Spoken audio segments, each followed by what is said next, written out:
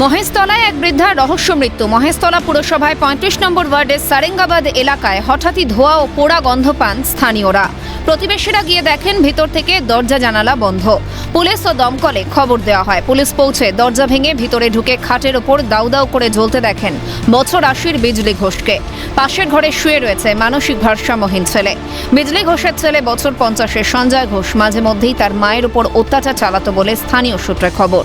ঘটনায় অভিযুক্ত ছেলেকে গ্রেফতার করে পুলিশ। ছেলের তো মাথা খারাপ ছিল, এর আগেও অনেক ঝামেলা হয়েছে এখানে। ছেলে আর মা থাকতো, আর কেউ নেই? না, কেউ। ৩-৪ সপ্তাহ আগে পুলিশ এসেছিল, এসে ঝামেলা হয়েছিল, তো পুলিশ পাড়ার লোক সবাই কমপ্লেন করেছিল। সারাদিন গালাগালি করতো, এই করতো।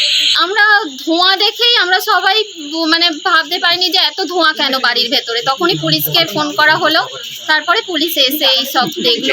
সকাল থেকে পচা পচা একটু গন্ধ বেরোচ্ছিল। ইতিমধ্যেই বৃদ্ধার দেহ ময়নাতদন্তের জন্য পাঠানো হয়েছে। তবে এই ঘটনার নেপথ্যে খুন না আত্মহত্যা তদন্তে নেমেছে মহেশতলা থানার পুলিশ। রাজীব নস্করের রিপোর্ট, ক্যালকাটা নিউজ।